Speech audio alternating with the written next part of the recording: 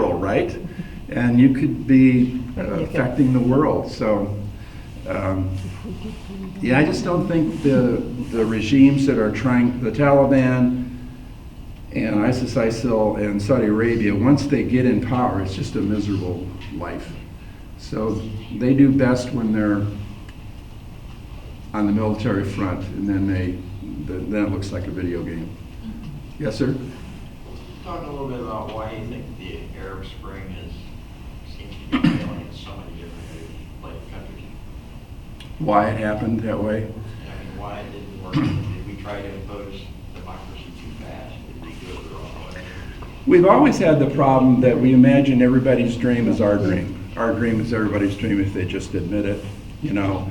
So with the Iraq War, where we invaded and removed Saddam, Donald Rumsfeld said they're gonna meet us and be cheering us in the streets because they want what we're bringing, and they didn't. So I think we've always looked through, and you know, I don't think it's fair, but some people would say Arab Spring began when Obama, soon after his election, spoke in Egypt. And it's the first time an American president has gone to a Muslim country and given a major address. And he sort of implied the idea that the days of dictators are over. One of the things that we then assumed is that democracy and the freedoms that we enjoy would trump religious visions. And what happened was that when that did happen, we covered those stories and were very excited.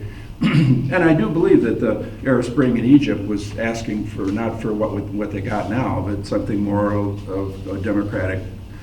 But either there's groups that won't give up power like the Egyptian army or like Assad, or there are groups that are saying, like the Muslim Brotherhood in Egypt, we can promise to be part of Arab Spring, but once we get into power, it becomes a religious swerving to the right. So there is an idea that the Arab Spring was hijacked by groups that were suppressed by the dictators. Now the dictators are gone, and we think, okay, it's all this democratic fervor then that's going to rise. Some of that did rise, and we got excited, and these other groups rose with it and sabotage the dream. So the Arab Spring, I think it's going to be really interesting in 10 years to read how history sees that, whether that was an illusion, a mirage on Europe and America's part, that everybody wants what we have. And then it turns out that there's a lot of groups that want to return to the past. So that's a good question. Thank you very much for your attention.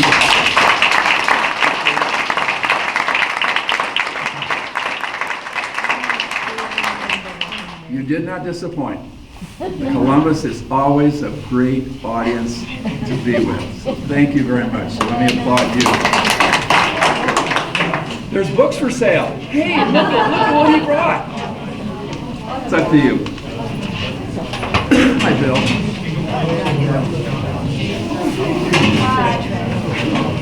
Thank you so much for coming.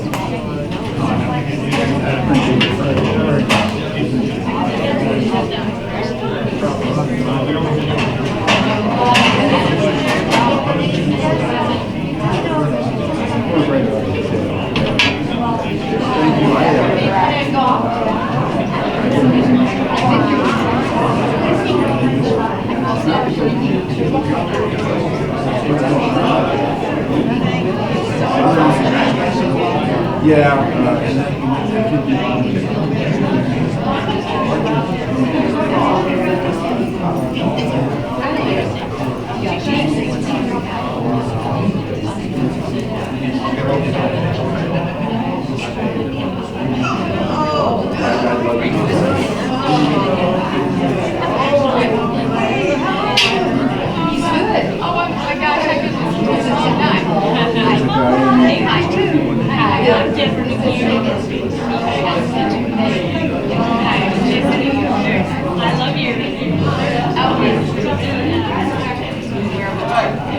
Yes, I don't know. Recognition, yeah. Well, it's fun about it, who's in it, I don't think there's a hint.